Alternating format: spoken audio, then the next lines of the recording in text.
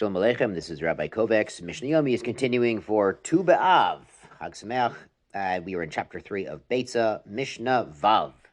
Ein nimnin ala behema lechatchila biyom tov. We do not count people into a group on an animal from the beginning on a Yom Tov. Now what happens is, if you have a cow and you're a butcher, you don't slaughter the cow just for one man or one family. Without refrigeration or freezer, most of the meat would be wasted. So they'd round up a group of people, a group of families who would buy into the animal before shechita. So we don't want to do that on Yom Tov because they're talking about prices and quantities, and it's like a business deal. Avol, but what you can do, nimnin malehem erev Yom Tov. You can make the group, make the arrangement of who gets how many pounds or which cuts, do that right before Yom Tov, and then on Yom Tov, they can slaughter the animal, which is mutter for ochel nefesh, and then divide the meat then. Rabbi Yehuda adds an option, shokel adam basar, keneged a kli, keneged a kopitz. So if somebody's selling meat on Yom Tov, you're not allowed to mention the prices and to weigh the exact amounts. What you could do is put your meat cleaver or some sort of kli that you normally don't use for weighing on one side of the scale and the piece of meat on the other side of the scale. And then after Yom Tov is over, you could go back and weigh that kli or that cleaver and find out how much that person purchased. The Chachamim, but the other sages disagree. They say, Ein mashgichin b'chaf maznayim kol ikar. We don't pay any attention to the hand of a scale, like the bowl that you put things into on the scale at all. Meaning you can't use the scale for any purpose on Yom Tov. Now Mishnah Zayin, Ein mashchizin et sakin b'Yom Tov. We do not sharpen a knife on Yom Tov. So even though one might need the knife to slaughter this animal that we're dividing up on Yom Tov or Erev Yom Tov, you can't do, a professional whetstone grade sharpening on this item.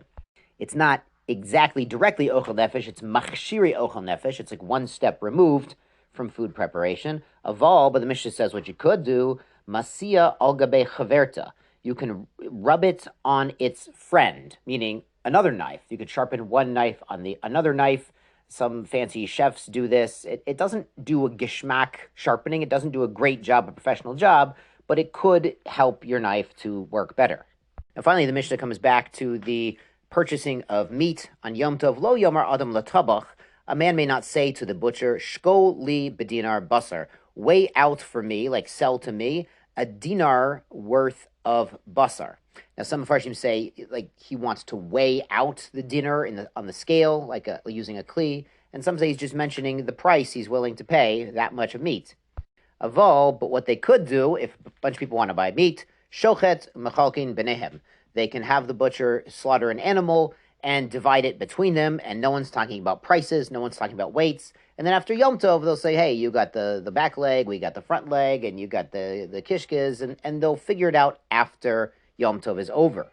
So as long as they're not mentioning prices and weights, they can work it out and return, everyone gets back what they put in and pays the butcher and the owner of the animal, and everything works out.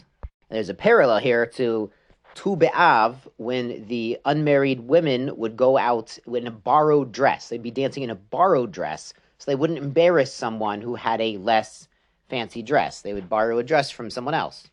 And of course, Baruch Hashem, they'd make it right after Tu B'Av is over, and they got the shidduch, and God willing, everything's good. And of course, you return the dress, because Am Yisrael's like this. Now, there's another reason that Tu B'Av is very chashuv and is like a day of simcha, and the Gemara brings at the very end of Tainus, Yom shpsoku melichros eitzim l'marcha. They stopped cutting trees for the firewood on the Mizbeach in the temple.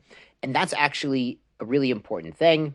In the late summer, there's less sunlight, so there'd be more worms in the wood, so it wouldn't be worth cutting the wood. There'd be too many worms. So they stopped cutting the wood. And now the people who were woodcutters and worm checkers and preparing the firewood, they had more time to learn. And at the same time, the days begin to get shorter and the nights begin to get longer. So the Gemara says you want to add on your limud at night. The Rambam famously says you have to learn during the daytime and the nighttime, but rov chochmasa, most of your wisdom comes through learning at night.